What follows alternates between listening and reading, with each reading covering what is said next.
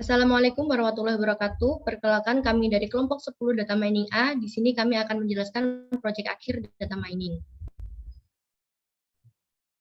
Nah, di sini ini merupakan anggota dari kelompok kami. Yang pertama ada Nurziana Fetia Dewi dengan NIM 2024 1010 2020. Kemudian ada MDD Timawan dengan NIM 2024 1010 2067. Dan yang terakhir ada saya Tika Rizky Saputri dengan NIM 2024 1010 2070.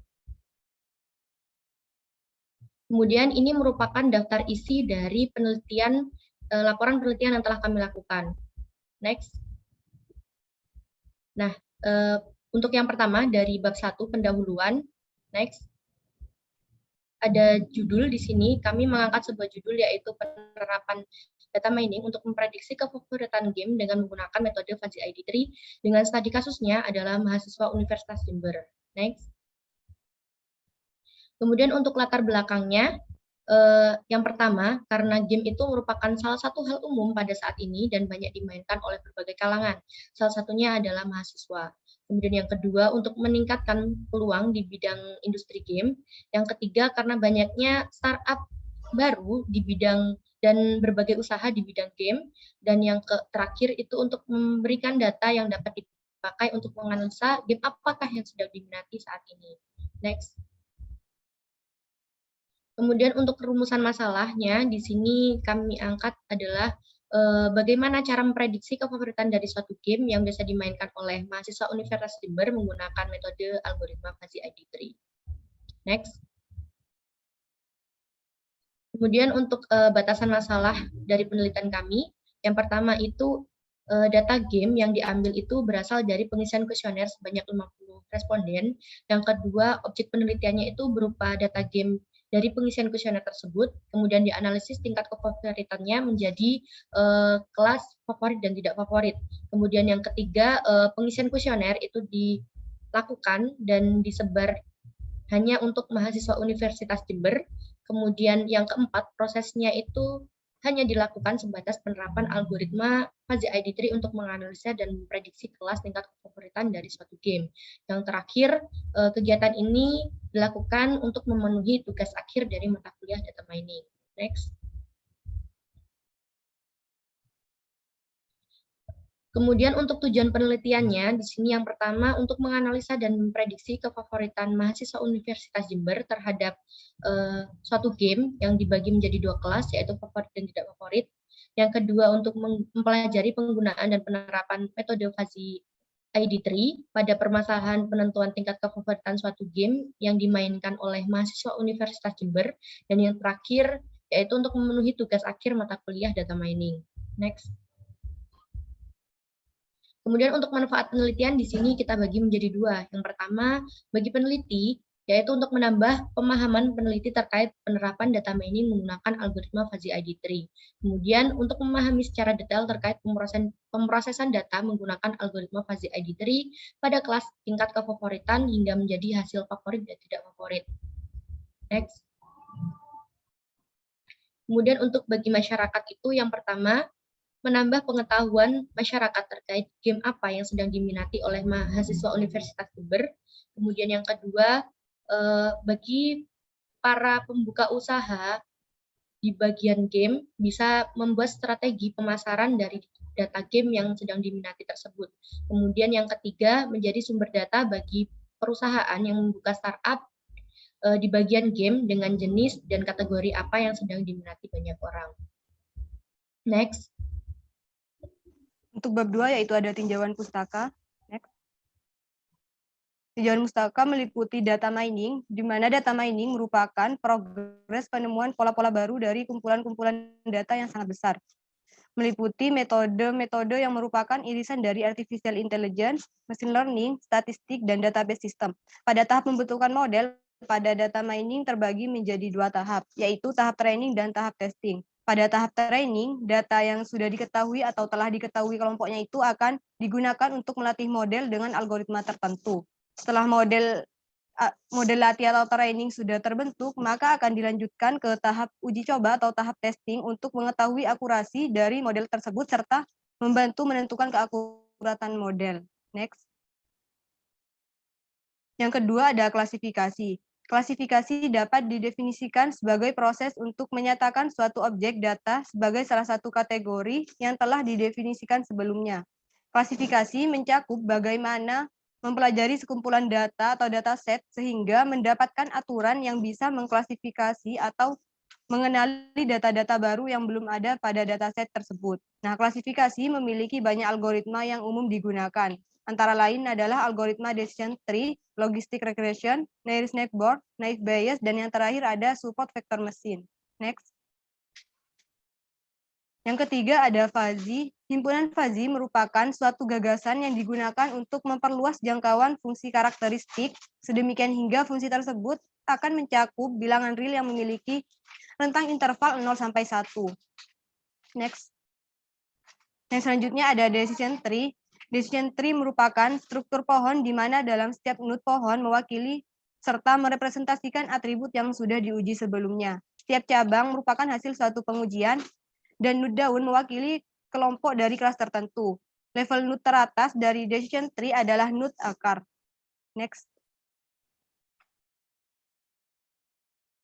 Untuk yang selanjutnya ada iteratif dikotomi search tree atau yang kita sebut ID tree. ID tree merupakan algoritma decision tree learning atau algoritma pembelajaran yang paling dasar. Algoritma ini melakukan pencarian secara menyeluruh pada semua pohon keputusan yang memungkinkan. ID tree merupakan salah satu algoritma induksi pohon keputusan secara top down. Next. Baik, selanjutnya adalah fuzzy ID tree. Fuzzy ID tree ini merupakan perluasan dari algoritma ID tree sendiri. Jadi algoritma ini menggabungkan antara logika fuzzy dengan decision tree yaitu ID tree. Dan di mana logika fuzzy digunakan untuk meningkatkan keakurasian dari perhitungan fuzzy ID tree. Kemudian untuk proses algoritma fuzzy ID tree, yang pertama adalah cleaning dataset. Di sini untuk proses pertama kami menyesuaikan dataset yang kami dapatkan dari pengisian kuesioner. Kemudian yang kedua adalah fuzzifikasi dataset. Di sini kami menggunakan dua rumus, di mana rumus pertama digunakan jika batasan dari suatu atribut itu memiliki dua batasan, dan rumus kedua kami gunakan jika satu atribut memiliki tiga batasan. Dan untuk selanjutnya adalah perhitungan entropi dan information gain. Untuk rumus dari entropi sendiri, yaitu adalah sigma I sama dengan 1 sampai N, min P log 2 P. Kemudian untuk rumus dari information gain, yaitu adalah entropi total dikurangi dengan sigma I sama dengan 1 sampai N, nilai mutlak SI dibagi nilai mutlak S, dikali dengan entropi dari SI. Kemudian langkah selanjutnya yaitu adalah pembentukan tree dengan memperhatikan proporsi kelas atau P. Di sini juga ditentukan FCT dan LDT, yaitu Facilitation Control Threshold dan Leaf Decision Threshold. Jadi di kedua atribut tersebut digunakan untuk menentukan apakah suatu ekspansi dari percabangan akan dilanjutkan atau tidak. Jika nilai dari proporsi kelas atau P lebih dari FCT ataupun kurang dari LDT, maka ekspansi tree akan dihentikan. Next, untuk bab 3 yaitu metodologi penelitian. Next. Yang pertama ada jenis penelitian. Nah, jenis penelitian yang kami gunakan adalah penelitian kuantitatif. Penelitian kuantitatif merupakan penelitian yang memusatkan analisis pada data numerik yang diolah dengan menggunakan metode statistika. Nah, metode kuantitatif dapat digunakan untuk menangkap pentingnya perbedaan kelompok atau hubungan antar variabel yang diperiksa. Nah, di sini kami menggunakan metode penelitian kuantitatif dalam mengambil data yang kami gunakan karena pendekatan kuantitatif dapat memicu timbulnya kesulitan saat mengontrol variabel-variabel yang lain dapat berpengaruh terhadap proses penelitian baik secara langsung maupun tidak langsung. Next. Untuk objek penelitian, seperti yang telah dijelaskan pada judul di atas, objek atau sasaran dari penelitian kami adalah mahasiswa Universitas Jember. Data yang digunakan sebagai sampel penelitian diperoleh dari hasil kuesioner sebanyak 50 data. Serta rentang waktu yang digunakan untuk pengumpulan data ini dimulai pada tanggal 14 sampai 15 November 2021. Next. Tempat dan waktu penelitian. Nah, penelitian ini dilakukan secara berkelompok melalui media diskusi online dikarenakan adanya keadaan yang tidak memungkinkan untuk melakukan kegiatan bertatap muka secara langsung. Penelitian ini kami lakukan sejak tanggal 19 Oktober sampai selesai, yaitu saat proyek ini dikumpulkan untuk memenuhi tugas akhir mata kuliah data mining. Next. Yang keempat yaitu metode pengumpulan data. Nah, dalam proses penelitian ini untuk mendapatkan informasi diperlukannya adanya pengumpulan data. Dan metode yang digunakan untuk pengumpulan data pada penelitian ini adalah angket yang disebar secara online melalui platform Google Form. Next. Nah, untuk tahapan penelitian, pada bagian ini akan dijelaskan mengenai tahapan penelitian yang bertujuan untuk mengetahui alur dalam menyelesaikan masalah yang menggunakan metode fuzzy ID3. Nah, pada umumnya terdiri dari beberapa tahapan. Yang pertama kita memulai penelitian, setelah itu kita menentukan objek penelitiannya. Setelah kita menentukan objek penelitian, kita menganalisis masalah. Setelah itu kita mengidentifikasi masalah. Setelah kita mengidentifikasi masalah, kemudian kita merumuskan masalah. Setelah itu pengumpulan data melalui GIFORM. Kemudian implementasi data mining fuzzy ID3. Setelah kita mengimplementasi, kita menganalisis hasil penelitian, kemudian kesimpulan, dan yang terakhir yaitu selesai. Next. Baik, selanjutnya adalah atribut yang kami gunakan dalam penelitian ini. Ada tiga atribut yang kami gunakan. Yang pertama yaitu rating. Rating itu menunjukkan parameter ketertarikan seseorang terhadap suatu game. Kami menggunakan skala 1-5, yang dimana format tersebut digunakan pada aplikasi Google Play Store. Semakin tinggi nilai rating, maka akan menunjukkan game tersebut merupakan favorit, dan sebaliknya. Dan yang kedua adalah durasi bermain. Di sini menunjukkan berapa lama seseorang memainkan suatu game. Jika semakin lama atau semakin besar ukuran dari durasi bermain, maka menunjukkan game tersebut merupakan favorit, dan sebaliknya. Dan yang terakhir adalah atribut ukuran. Atribut ukuran menunjukkan ukuran atau size dari suatu game. Ini mempengaruhi pada kualitas grafik yang dimiliki suatu game. Jika ukuran semakin besar, maka kualitas grafik yang disajikan maka akan semakin bagus, sehingga akan menunjukkan game tersebut merupakan favorit, dan sebaliknya. Kemudian selanjutnya adalah dataset. Untuk dataset kami menggunakan 50 dataset, dan kami tampilkan pada slide adalah sejumlah 13 data paling atas. Kemudian untuk kolom yang pertama yaitu adalah kolom game. Di sini para responden menyebutkan game yang mereka mainkan. Kemudian kolom selanjutnya adalah rating.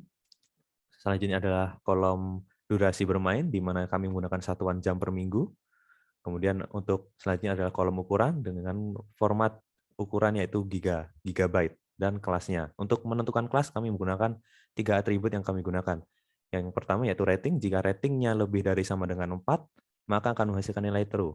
Kemudian jika durasinya itu sudah lebih dari sama dengan 14, ini untuk durasi per minggu, maka dia akan bernilai true juga. Dan jika ukurannya itu lebih dari 4 giga, maka juga akan mengindikasikan nilai true.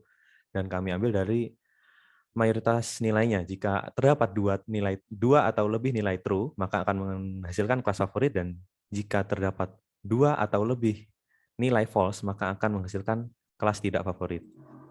Dan langkah selanjutnya yaitu adalah falsifikasi dataset. Di sini kami mencontohkan dengan atribut pertama yaitu rating. Di sini pertama kami mengurutkan datanya berdasarkan rating dari terkecil hingga terbesar. Kemudian kami menghitung untuk batasan rendah itu untuk nilainya yaitu jika X kurang dari sama dengan 2 maka akan bernilai 1, dan jika X antara 2 dan 4 maka akan menghasilkan nilai 4 min X dibagi 4 min 2. Dan jika X lebih dari sama dengan 4, maka akan menghasilkan nilai 0. Dan kemudian untuk batasan tinggi, jika X-nya kurang dari sama dengan 2, maka akan bernilai 0. Dan jika X di antara 2 dan 4, maka akan menghasilkan nilai X min 2 dibagi 4 min 2. Dan jika X lebih dari sama dengan 4, maka akan menghasilkan nilai 1. Dan berikut adalah hasil perhitungan dari falsifikasi dataset atribut rating.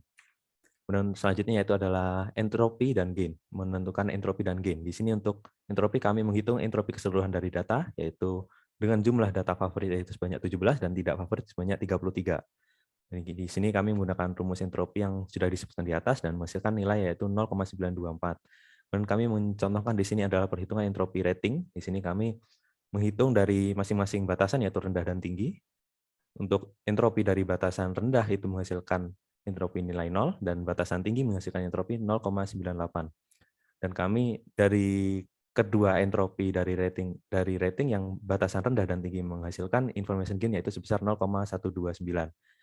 Angka tersebut kami lakukan pada atribut yang lain dan menghasilkan information gain yaitu rating adalah 0,129 dan durasi adalah 0,27 dan untuk ukuran yaitu 0,35. Di sini untuk selanjutnya yaitu hitungan proporsi kelas, kami menghitung berdasarkan information gain yang paling besar yaitu adalah ukuran dengan FCT 80% dan LDT 20%. Jadi di sini kami menghitung proporsi kelas dari ukuran yang kecil terlebih dahulu dengan proporsinya yaitu favorit 4,21% dan tidak favorit yaitu 95,78%.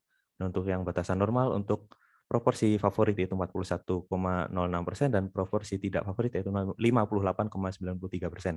Dan untuk batasan yang besar, proporsi dari favorit yaitu adalah 78,46% dan tidak favorit adalah 21,53%.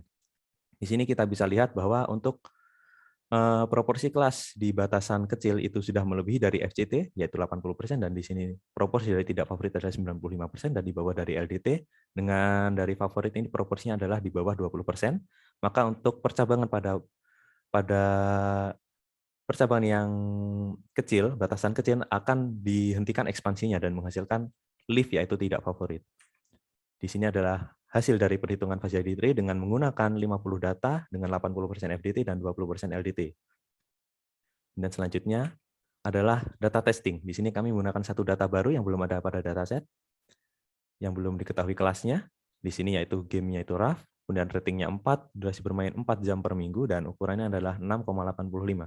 Jadi kita masukkan ke batasan pada ini ya, pada masing-masing atribut. Untuk atribut ukuran itu sebesar 6,85 giga, itu masuk pada normal.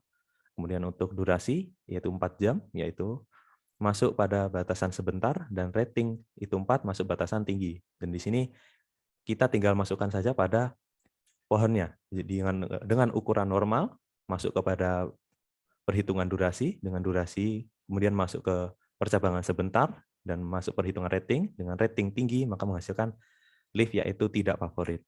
Jadi untuk prediksi kelas dari data test yaitu adalah tidak favorit. Mungkin cukup sekian presentasi dari kelompok kami. Apabila ada kurang lebihnya mohon maaf. Wassalamualaikum warahmatullahi wabarakatuh.